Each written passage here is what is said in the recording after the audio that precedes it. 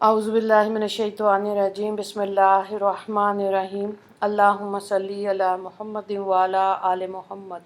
Kama sallaita ala Ibrahima wa ala ali Ibrahima innaka Hamidum Majid. Allahumma barik ala Muhammadin wa ala ali Muhammad. Kama barakta ala Ibrahima wa ala ali Ibrahima innaka Hamidum Majid. रब शरह ली सदरी व यस्सिर ली अमरी वहलुल उक़दतम मिन लिसानी यफ़क़हू क़ौली रब्बना ज़िदना इल्मा या मुक़ल्लिबुल क़ुलूब सब्बित क़ल्बी अला दीनिक आमीन. Today we will do the second part of Surah Yusuf, in which we will complete from verse number 24 till 50, from verse number 37 till 40 till 52. Yes. قال لا يأتيكما طعام ترزقانه إلا نبأتكما بتأويله قبل أن يأتيكما ذلكما مما علمني ربي إني تركت ملة قوم لا يؤمنون بالله وهم بالآخرة هم كافرون. 37. Yusuf salam replied, I shall inform you of the interpretation before the food provided for you arrives. This is from the knowledge that my Rabb has taught me. I have discarded the deen, religion of those people who do not believe in Allah and who reject the hereafter. Verse number 38. وَاتَّبَعْتُ مِلَّةَ آبَائِي إِبْرَاهِيمَ وَإِسْحَاقَ وَيَعْقُوبَ ما كان لنا أن نشرك بالله من شيء ذلك من فضل الله علينا وعلى الناس ولكن أكثر الناس لا يشكرون. I have adopted the creed of my forefathers Ibrahim, Ishaq, and Yaqub. It does not benefit us to ascribe any partners to Allah. This is from the favors upon us and upon all people, but most people are ungrateful. Now, verse number 39. Ya sahibis sijni arbabum mutafarriquna khairun amillahul wahidul kahar. O my two prisons companions, are numerous gods better or Allah, who is the one and the Almighty? Verse number 40. ما تعبدون من دونه إلا أسماء سميتموها أنتم وآباؤكم ما أنزل الله بها من سلطان إن الحكم إلا لله أمر ألا تعبدوا إلا إياه ذلك الدين القيم ولكن أكثر الناس لا يعلمون. Besides him, you worship only names that you and your forefathers have named without any revealed warrant from Allah. Decisions rest only with Allah. He has commanded that only He be worshipped. This is the first religion, but most people know it not. When the two prisoners requested for an interpretation of their dreams, Yusuf salam replied, I shall inform you of the interpretation before the food provided for you arrives. However, he wished first to tell them of his responsibility as a Nabi.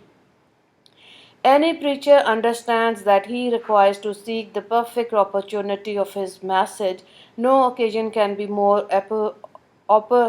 opportune than when the addressee requires something from the preacher.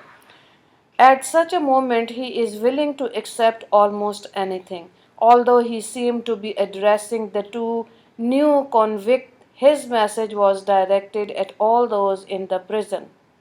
Hazrat Yusuf salam began by introducing himself as one who has discarded the deen, religion of those people who do not believe in Allah and who reject the hereafter. He said, I have adopted the creed of my forefathers Ibrahim, Ishaq, and Yaqub. Outlining the foolishness of shirk, he said, It does not benefit us to ascribe any partners to Allah, who create who created us and provides for us our every need. He meant to impress upon their minds that one would be foolish than to worship things that have been created by Allah. Continuing his preaching, he said that the blessing of the belief in Tawheed and the most conferred to him is from the favors upon us and upon all people, but the most people are ungrateful. To provoke their thought, he asked, O my two prison companions, are numerous gods better to or Allah, who is the One and the Almighty? He asked them whether they prefer to rather worship various idols of gold, silver, brass, and stone, who are unable to do any good or cause any harm, instead of worshipping one Almighty Allah. Besides Him, you worship only names that you and your forefather have named without any revealed warrant from Allah. Besides being referred to as God, these idols have no ability to perform any act worthy of their title. They are not even aware of the fact that they are being worshipped. Decisions rest only with Allah. Only what Allah says will be accorded any consideration. The idols will be considered absolute if Allah so dictates. He has commanded that only He be worshipped. This is the right deen, but most people know it not. Now, verse number 41. يا صاحب السجن أما أحدكما فيسقي ربه خمرا وأما الآخر فيصلب فتأكل الطير من رأسه قضي الأمر الذي فيه تستفتيين. O my O my two prison companions, as for one of you, he will serve wine to his master, as for the others, he will be crucified, and birds will eat from his head. The decisions have been passed regarding the matter you have inquired from me. Hazrat Yusuf alayhi salam then provided the interpretation of their dreams. He said, O my two prison companion, as for one of you, the one who used to serve drinks to the king, he will serve wine to his master. As for the other, he will be crucified, and birds will eat from his head. He will be killed by crucifixion, and his head will be devoured by birds of prey. Hazrat Abdullah bin Masud radiallahu ta'ala anhu reports that when Hazrat Yusuf alayhi salam interpreted the dreams for them, they said that they had not seen any dreams, claiming that they were merely jesting. Thereupon Hazrat Yusuf alayhi salam told them, the decision has been passed regarding the matter you have inquired from me, narrated by Ruhul Mani, volume 12, page 242. It is for this reason that ulama warn them, when a person has a false dream interpreted, the dream will be realized according to the interpretation, and he will suffer punishment for this for his life. Verse number 42. وَقَالَ لِلَّذِي ظَنَّ أَنَّهُ نَاجٍ مِّنْهُمَ اذْكُرْنِي عِنْدَ رَبِّكَ فَأَنْسَاهُ الشَّيْطَانُ ذِكْرَ رَبِّهِ فَلَبِثَ فِي السِّجْنِ بِضْعَ سِنِينَ. Hazrat Yusuf alayhi salam told the one whom he anticipated would be freed, mention me to your master. However, Shaitan caused him to forget mentioning him to his master, and Yusuf alayhi salam remained in prison for a few years. From the two convicts, Hazrat Yusuf alayhi salam told the one whom he anticipated would be freed, mention me to your master. He asked the person to mention to the king the entire episode of how he was imprisoned despite his innocence, and that he was being made to suffer unnecessarily in prison. He requested the person to do this because it was very possible that the king had no knowledge of the episode. If he were informed about it, he would learn that an innocent person had been imprisoned in his country. although a moment endures difficulties with patience and realizes that he will be rewarded for it. There is no harm in attempting to elevate oneself of the difficulty. It is for this reason that he told the person to inform the king of his condition. However, Shaitan used him to forget mentioning him to his master, and Yusuf alayhi salam remained in prison for a few years. Ruhul Mani mentions that he remained there for 7 or 12 years.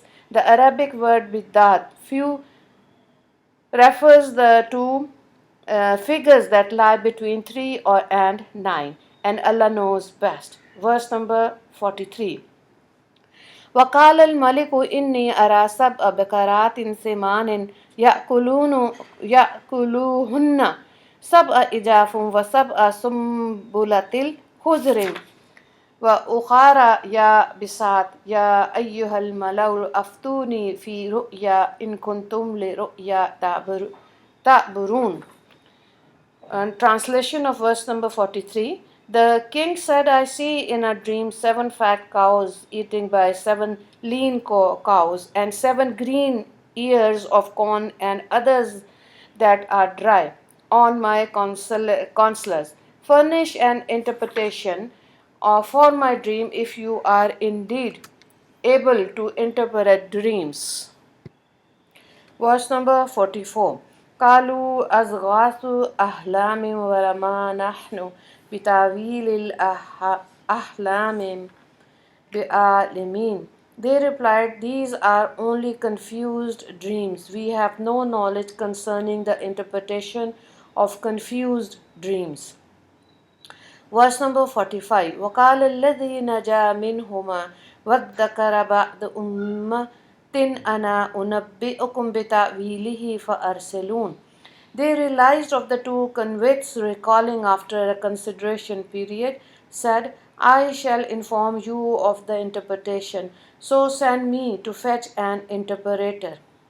يوسف أيها الصديق أفتنا في 7 بقرات سمان يأكلوهن 7 إجاف و7 سنبلة خضر وأخرى يابسات لعلي أرجع إلى الناس لعلهم يعلمون.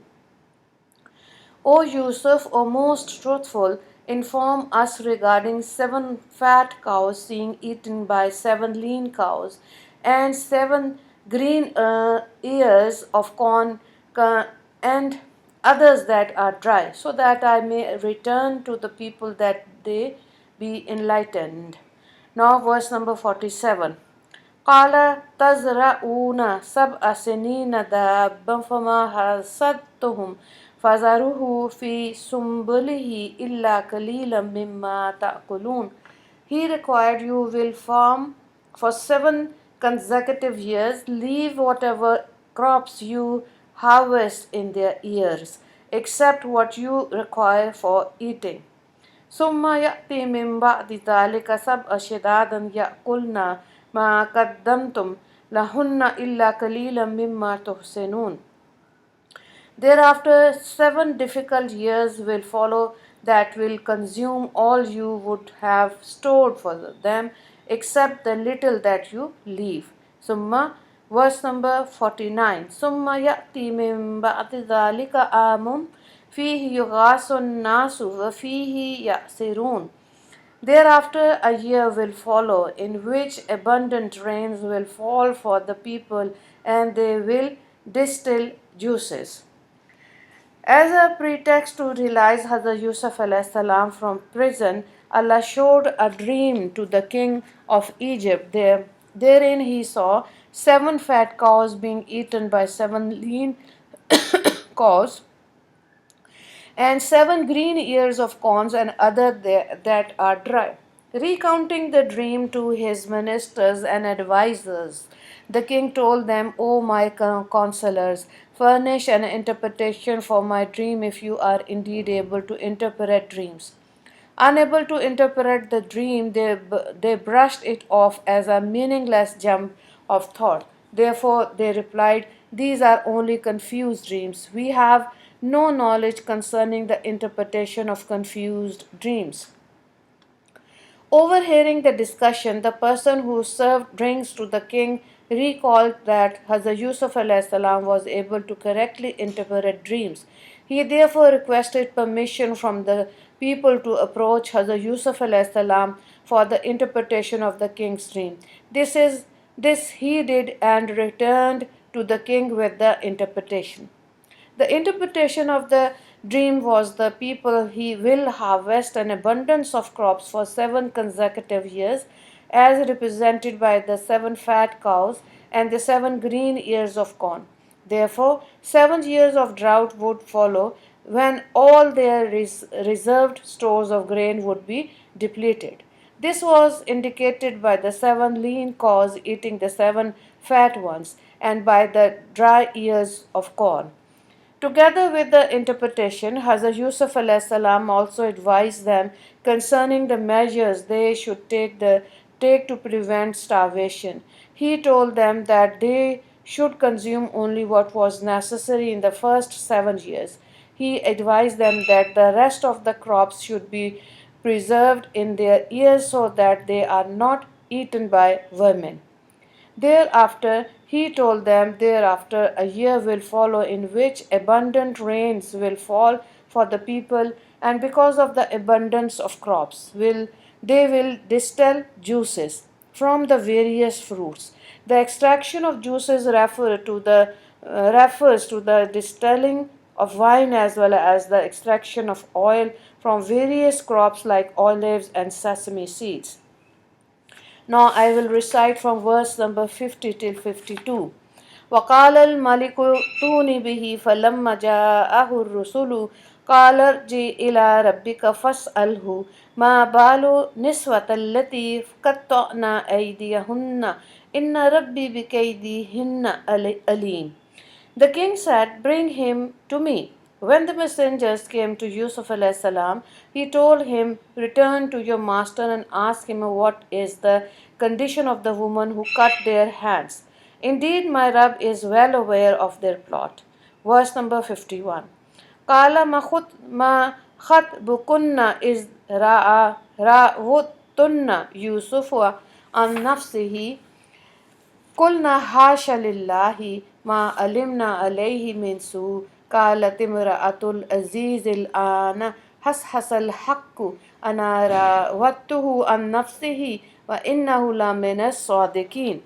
Translation, verse number 51. The king asked, What is your tale when you attempted to seduce Yusuf to appease your motives?